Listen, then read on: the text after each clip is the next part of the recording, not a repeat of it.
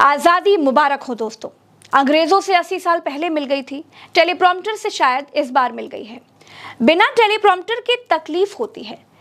खुद से बोलने में आदमी हकला जरूर सकता है, लेकिन क्या बोल रहा होता है उसे मालूम होता है। 2014 के पहले जो 60,000 करोड़ का कारोबार था, आज वो कारोबार बायो इकोनॉमी ये भाषण देखने के बाद पत्रकार ममता त्रिपाठी ने कहा कि लाल किले से भाषण देते समय प्रधानमंत्री का कॉन्फिडेंस हिला हुआ था। जेनजी आंदोलन ने तो सारा कॉन्फिडेंस ही हिला दिया। जेन अल्फा जब सड़क पर उतरेंगे तो न जाने क्या होगा। इसके बाद पेशे से एडवोकेट विजय सिंह कहते हैं, कभी शब्दों से माहौल बना देते थे, अब वही शब्द संभालना मुश्किल हो रहा है। आवाज में पहले वाली धार नहीं, चेहरे पर पहले वाला भरोसा नहीं। 2014 के पहले जो 60,000 करोड़ का कारोबार था, आज वो कारोबार बायो इकोनॉमी इसके बाद दिल्ली के पूर्व मुख्यमंत्री अरविंद केजरीवाल ने कहा, प्रधानमंत्री अंडर कॉन्फिडेंस, नर्वस और शेकी दिखाई दिए। सांसद संजय सिंह ने कहा, सस्पेंड करो उसको जो टेलीप्रॉम्प्टर लगाना भूल गया। 2014 के पहले जो 60,000 करोड़ का कारोबार था, आज वो कारोबार बायो इकोनॉमी इसके बाद कांग्रेस प्रवक्ता पवन खेड़ा ने प्रधानमंत्री की पॉकेट में लगे तिरंगे पर भी कहा कि प्रधानमंत्री ने तिरंगा उल्टा लगा रखा है, केसरिया ऊपर होना चाहिए था, हरा रंग नीचे होना चाहिए था। लेकिन दोस्तों, छोटी मोटी गलतियों पर मिट्टी डालकर हम आगे बढ़ेंगे। इन सब बातों पर बात करेंगे तो असली मुद्दे की जो बात है उस पर बात नहीं हो पाएगी। देखिए, हकलाना, गलती करना कोई बुरी बात नहीं होती है। असली बात वही है जो पत्रकार ममता त्रिपाठी ने कही। जेनजी आंदोलन और स्कूलों में शुरू हो चुके जेन अल्फा आंदोलनों से उस सरकार का कॉन्फिडेंस हिल चुका है जो हिंदुओं को मुसलमानों से डराकर वोट लेती है। युवा अब धर्म की बात छोड़कर कर्म की बात करने लगे हैं, सरकार की अकाउंटेबिलिटी तय करने लगे हैं। लाल किले से प्रधानमंत्री ने इसे हथियारी नक्सल और दिमागी नक्सल से जोड़कर अपनी अकाउंटेबिलिटी से बचने की कोशिश की।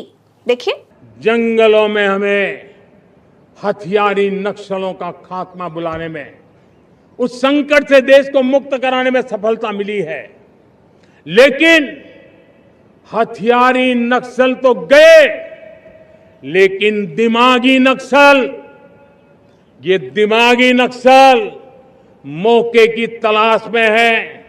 हिंसा, अराजकता के वो रास्ते खोज रहे हैं, समाज को गलत राह पर घसीटने के लिए भांति भांति के दांव कर रहे हैं।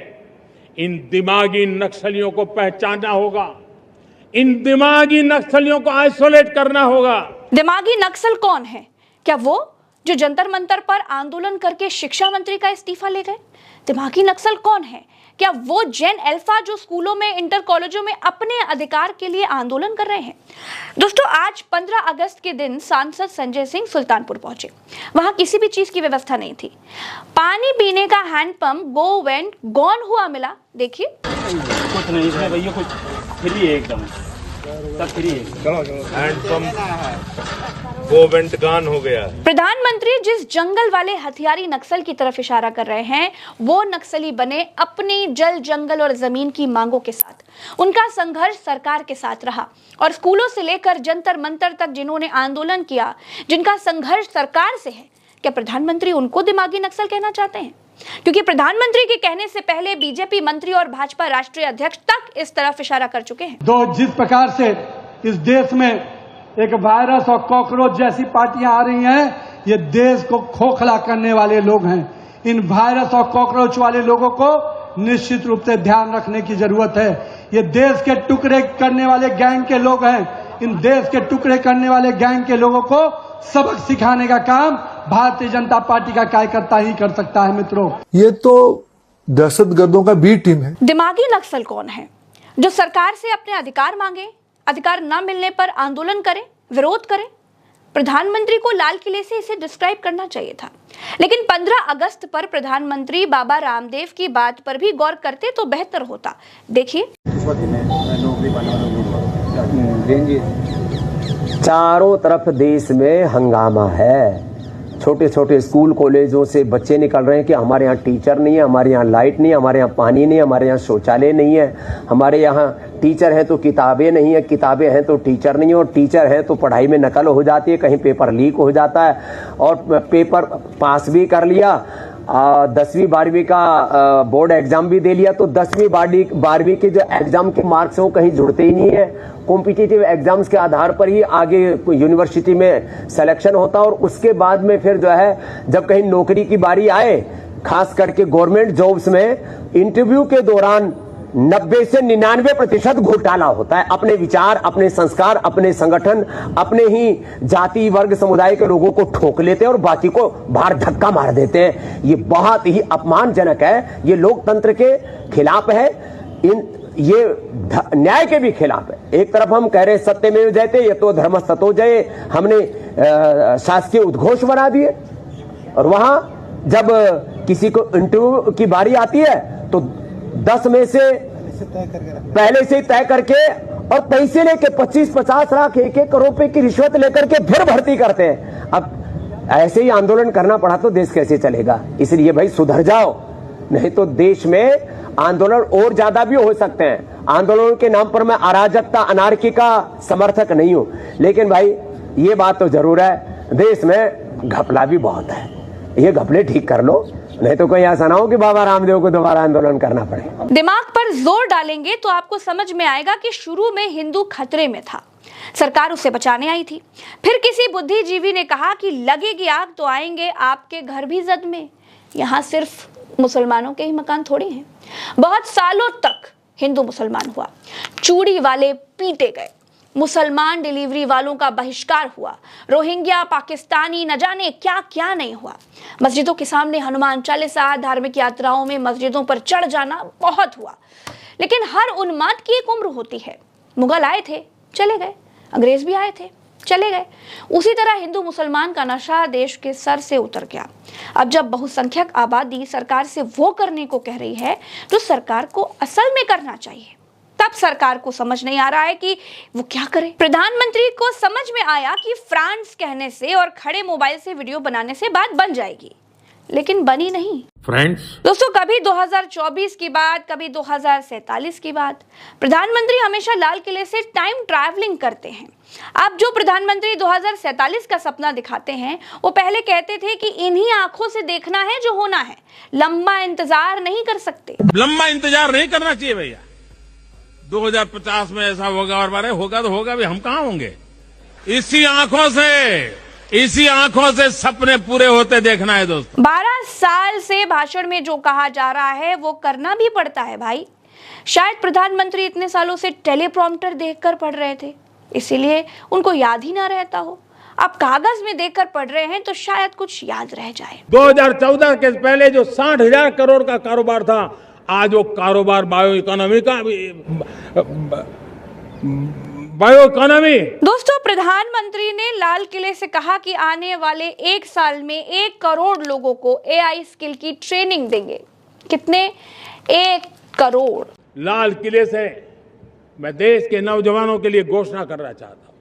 हमने तय किया है कि आने वाले 1 वर्ष में 1 करोड़ युवाओं को AI स्किल के लिए ट्रेनिंग देने का हम काम करेंगे, ताकि हमारा देश का नौजवान AI की दुनिया में भी नेतृत्व करने का सामर्थ्य। लाल किले से ये घोषणा करने में उनको गर्व हो रहा होगा, लेकिन इस घोषणा का प्रत्यक्ष कोई मतलब नहीं है, क्योंकि जो AI सीखना चाहता है वो सीख रहा है। जैसे प्रधानमंत्री ने रोजगार देने के नाम पर पकौड़ा बनाने को भी रोजगार में शामिल कर दिया, वैसे ही AI ट्रेनिंग भी दी जाएगी। प्रधानमंत्री ने लाल किले से फ्री कोचिंग देने की भी घोषणा की। यूपी में हजारों सरकारी स्कूल बंद करके फ्री कोचिंग की घोषणा कर दी गई है। स्कूल चला नहीं पा रहे हैं, फ्री कोचिंग की घोषणा कर रहे हैं। ताली बजाइए, ताली। मेरे प्यारे देशवासियों,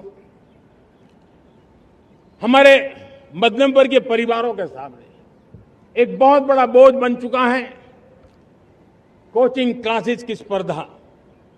हर माँ बाप को लग रहा है कि कोचिंग क्लास में बच्चे को नहीं भेजा तो हम प्रतिष्ठित परिवार नहीं है। इन गरीब और मिडिल क्लास परिवारों की हम चिंता करते हुए हजारों करोड़ रुपए का उनका खर्च है वो भी बचे, बेटे भी अपने आसपास रह सके, उनकी देखभाल हो सके, परिवार पर आर्थिक बोझ न आए। और इसलिए हमने युवाओं के लिए विभिन्न परीक्षाओं की फ्री ऑनलाइन कोचिंग हमने करने का निर्णय किया है। डिजिटल पब्लिक इंफ्रास्ट्रक्चर है, हमारे पास उत्तम टैलेंट है, टीचर्स हैं। उन संसाधनों को जोड़ करके हम देश के नौजवानों को फ्री कोचिंग देने का एक पूरा नेटवर्क हम खड़ा करने वाले हैं। मेरे प्यारे देशवासी, अब 15 अगस्त को बाबा रामदेव को भी सुन लेना चाहिए। हर साल 2 करोड़ नौकरी कहां मिल रही है, कौन से प्रावधान पर मिल रही है, किसी को नहीं मालूम। किसानों की आय दोगुनी करने का वादा था, अब तो प्रधानमंत्री अपना वादा भी भूल चुके होंगे। सबको पक्का घर मिलेगा, ये भी वादा था। अगर प्रधानमंत्री जी च्यवनप्राश खाते होंगे तो उनको याद होगा कि 2022 तक हर गरीब को पक्का घर देने का वादा उन्होंने ही किया था। हम 2022 तक हर गरीब के पास अपना पक्का घर हो, इसके लिए काम कर रहे हैं। और ये मोदी है, ये चौकीदार है। 2022 तक हर किसी को पक्का घर देकर के ही सांस लेने वाला है। 100 स्मार्ट सिटी का जुमला भी खुद को मुंह नहीं दिखा पा रहा है। विश्वगुरु का डमरू ऐसा है कि जब चाहो तब मन मर्जी के बजा दो। एक बात और है जो बहुत जरूरी है दोस्तों, वीडियो स्किप करने जा रहे हैं तो स्किप बटन से उंगली हटा लीजिए, क्योंकि प्रज्ञा मिश्रा जब बात करती है तो तथ्यों पर बात करती है। जब प्रधानमंत्री लाल किले से उबाऊ भाषण दे रहे थे तो इथेनॉल क्रांति के जनक घटिया सड़कों के जिम्मेदार नितिन गडकरी जी आंख बंद करके निद्रासन का आनंद ले रहे थे। उनको प्रधानमंत्री के बोल बचनों में कोई रुचि नहीं थी। बाकी दोस्तों वीडियो खत्म करते हैं, लेकिन इन नमूनों को भी देखते जाइए जो 15 अगस्त पर भाजपा के झंडे से ध्वजारोहण कर रहे हैं। चलते हैं। राम राम, दुआ सलाम, जय हिंद, नमस्कार।